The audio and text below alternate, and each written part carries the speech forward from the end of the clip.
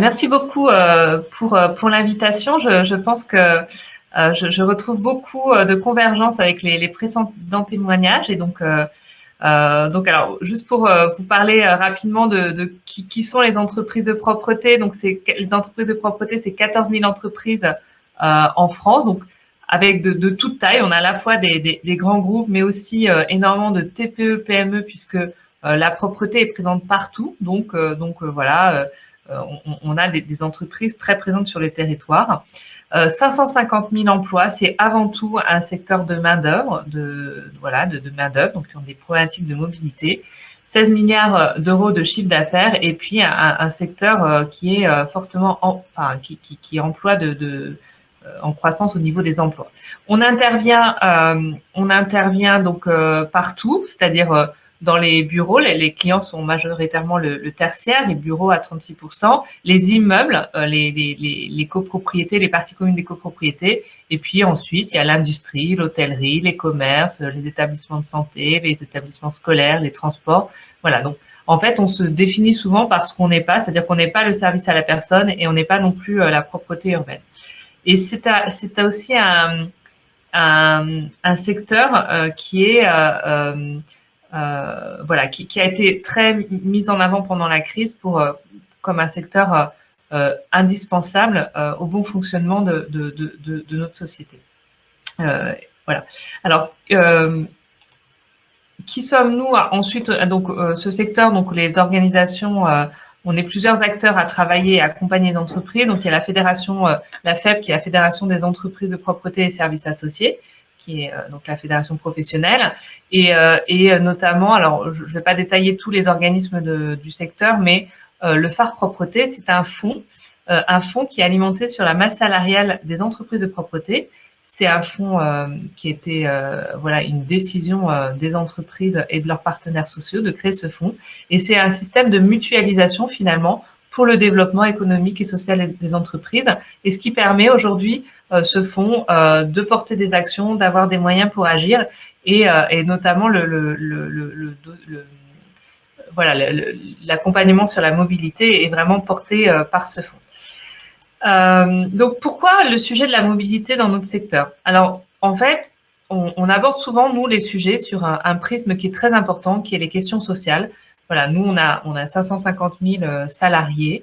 Vous avez un peu décrit dans vos questions de mobilité inclusive, etc., le profil de nos salariés. Donc, on est beaucoup sur des temps partiels, des horaires en décalé, des salaires, des faibles revenus, des femmes, beaucoup ont une majorité de femmes, seules, mères de famille, donc avec des problématiques spécifiques, et notamment la mobilité. Et c'est un enjeu, aujourd'hui, les entreprises le perçoivent énormément, c'est un frein au recrutement. C'est-à-dire qu'on a de plus en plus de mal de trouver des personnes en capacité de se rendre sur les lieux, sur les sites à nettoyer. Et d'ailleurs, là, on entend beaucoup, là, avec l'augmentation des carburants, des abandons de poste, dès lors qu'un site est trop éloigné, avec un volume horaire trop petit, finalement, c'est plus rentable pour un salarié de venir faire la prestation de nettoyage. C'est aussi une cause de turnover important, c'est-à-dire que quand on a beaucoup de trajets, quand le trajet représente beaucoup de temps et a un coût important par rapport au salaire, c'est une cause de turnover. C'est aussi, donc c'est une question vraiment de pouvoir d'achat. On a identifié que sur certains salariés, le coût du transport par rapport au salaire est très important. Et c'est aussi chez nous le risque routier. Alors on a très peu, heureusement, de décès dans notre secteur, mais les quelques décès qui peuvent avoir lieu, c'est pendant pendant les trajets. C'est aussi un enjeu, finalement, la question environnementale. Alors même si, bien sûr, on y est, moi je dis de manière très neutre, on y est ou pas sensible, en fait, elle va s'imposer de toute manière. C'est-à-dire que la question des gaz à effet de serre, et ben derrière, il y a des dispositifs réglementaires qui s'imposent aux entreprises et qui font que les entreprises, elles vont devoir s'adapter de toute manière. Même si elles sont pas convaincues, alors certaines le sont bien heureusement, certaines n'ont pas attendu la loi pour travailler sur ces sujets. Mais voilà, la question finalement environnementale, je vous ai remis les quelques données, les ambitions de l'accord de Paris et qui ne sont pas des moindres sur les questions de mobilité, comme sur toutes les autres questions, ça implique quand même un changement radical et qui va forcément être, qui est fortement poussé par l'argumentation avec l'instauration des zones à faible émission de mobilité, donc qui va toucher une quarantaine d'entreprises, une quarantaine d'agglomérations d'ici 2024. Et puis la question aussi de l'évolution de la flotte des entreprises vers des véhicules avec plus faibles émissions. C'est aussi, en plus, la mobilité. Nous, on a mesuré que c'est dans les bilans carbone des entreprises, c'est le premier, en fait, aujourd'hui, le premier impact environnemental de la prestation de propreté, c'est la mobilité. Qu'on soit sur la mobilité des managers qui vont de site en site, mais aussi en scope 3, la mobilité, les trajets domicile-travail. Donc, c'est vraiment le premier enjeu. Donc, c'est vraiment important de s'attacher à ce sujet. Alors, qu'est-ce qu'on a fait? Nous, on a travaillé avec un bureau d'études spécialisé sur le sujet qui s'appelle EcoDev. On a commencé par une étude, voilà, d'aller faire des études de cas, d'aller voir comment ça se passait dans les entreprises.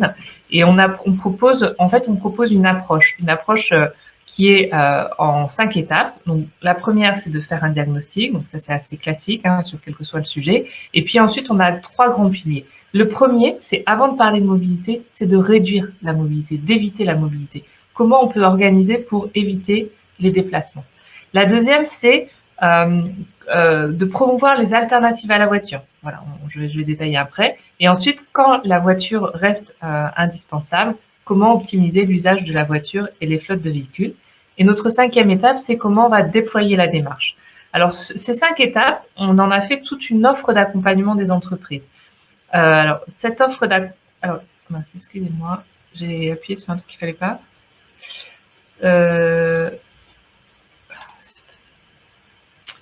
Je sais pas. Alors voilà. Donc cette offre d'accompagnement, elle se déploie dans une boîte à outils. Donc et notre objectif, c'est de permettre à ce qu'il y ait un référent dans l'entreprise, un référent mobilité, et d'accompagner sa montée en compétence sur le sujet pour qu'il puisse porter les projets de l'entreprise en matière de mobilité. Donc ça comprend une boîte à outils avec des fiches pratiques pour mettre en œuvre la mobilité dans l'entreprise, des vidéos de sensibilisation, j'y reviendrai, une calculette carbone, j'y reviendrai ensuite, et puis cette boîte à outils, elle est disponible sur notre site internet du monde de la propreté. Donc, pour entrer un peu dans les détails sur nos 5 étapes, en fait, elles se déclinent en soit 17 fiches, soit en fait 17 sujets. Et alors, je ne vais pas tous les détailler, mais comme vous voyez, bon voilà, donc on va avoir tout ce qui est alternative à la voiture, optimisation de l'usage de la voiture, on va rentrer dans toutes les possibilités du vélo, de l'éco-conduite, du covoiturage, etc. D'ailleurs, au passage, on a bien identifié à la fois dans ces fiches les dispositifs des garages solidaires, le dispositif WeMove. On a essayé de donner vraiment, c'est des outils concrets, pragmatiques pour les entreprises, d'identification de qu'est-ce qu'elles peuvent faire et comment elles peuvent mettre en place ces différentes approches.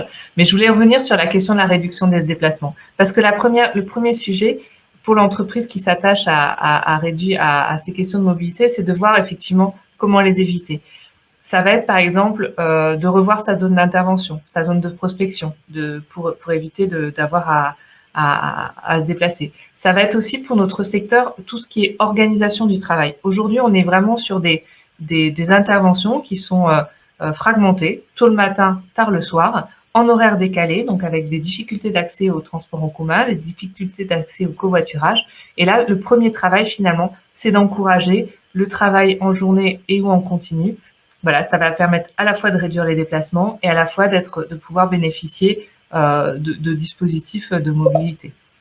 Et puis, la question aussi de l'affectation. Alors, on a beaucoup parlé des territoires ruraux et effectivement, il y a des problématiques qui sont très différentes entre les territoires. Mais par exemple, on avait identifié dans notre étude que sur des agglomérations, on avait des salariés qui habitent, par exemple, au nord de Paris et traversent tout Paris pour aller faire un site qui est au sud de Paris et qu'on a d'autres personnes qui font le trajet inverse. Donc, la question de l'affectation des agents, c'est des choses aussi à réfléchir régulièrement dans l'entreprise.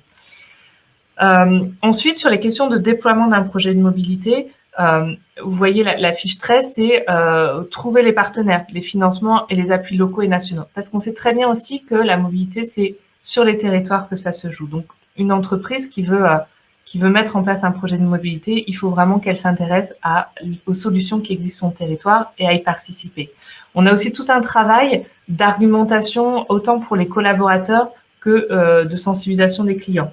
Vous l'avez dit aussi, il y a beaucoup d'idées préconçues, de freins à lever. Dès qu'on parle de mobilité, les personnes sont souvent attachées à leur mode de déplacement, si elles en ont un, et le faire évoluer, c'est des choses, voilà, ça demande vraiment une conduite de changement dont qu'il ne faut pas sous-estimer quand on met en place un projet de mobilité dans l'entreprise. Voilà, on peut aussi bien évidemment sensibiliser les clients quand les entreprises de propreté interviennent sur un site client. Et il peut y avoir des plans de mobilité sur les sites clients, il peut y avoir des problématiques aussi de mobilité qui sont liées à un site qui peuvent être abordées avec les clients. Donc voilà, on a essayé d'avoir cette approche exhaustive, sachant que c'est un peu lourd effectivement de commencer par 17 fiches. Et donc on essaye de guider l'entreprise par rapport à sa taille, qu'elle soit TPE, PME, grande entreprise, ça ne va pas être les mêmes problématiques et pas les mêmes priorités. Et aussi, vous l'avez dit, la zone d'implantation, quand on est en urbain, périurbain, en rural, on peut avoir des possibilités qui sont différentes. On accompagne cette réflexion par en fait une formation qu'on fait complètement en distanciel et qui se base sur des modules collectifs. Donc les modules collectifs, c'est les 5 étapes dont on a parlé tout à l'heure. Et en parallèle, on finance un accompagnement individuel avec un bureau d'études, un cabinet de spécialisé en mobilité, donc toujours Ecodev, qui va accompagner individuellement les entreprises par un système de modules en visioconférence pour l'aider à faire son diagnostic, à identifier ses pistes d'action et à avancer sur son projet de mobilité. Voilà, les petites vidéos aussi. Alors, on a développé toute une collection de vidéos qui permet voilà, d'avoir les bons gestes. Par exemple, laissez votre voiture au garage, pensez au covoiturage. Dans cette vidéo, on va lever tous les freins, les idées préconçues, de dire, bah voilà, moi où je suis, je vais jamais trouver quelqu'un. Enfin, il y a plein de choses et il y a plein de petites astuces et puis de donner aussi les règles de sécurité pour lever les peurs, voilà, quand on fait du vélo, effectivement, le vélo, c'est pas, on prend un vélo et du jour au lendemain, hop, on ressort son vélo et on est parti. Et voilà, il faut s'équiper, il faut peut-être revoir son trajet. C'est possible si on a si on est sur une distance qui est moins de 5 km pour les vélos classiques, on peut aller jusqu'à 10 km pour les vélos électriques. Ça se fait pas dans n'importe quelle condition. On va plutôt lancer un projet sur le vélo au printemps. Il y a plein d'associations aussi qui font des formations de remise en selle. Voilà, tout ça, c'est des choses aussi qui peuvent...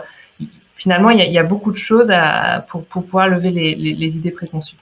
Et puis, je suis passée un peu trop vite, une calcul carbone. Donc ça, c'est un petit outil aussi assez simple finalement qu'on a développé qui permet sur un site de mesurer l'impact carbone des déplacements et d'identifier avec...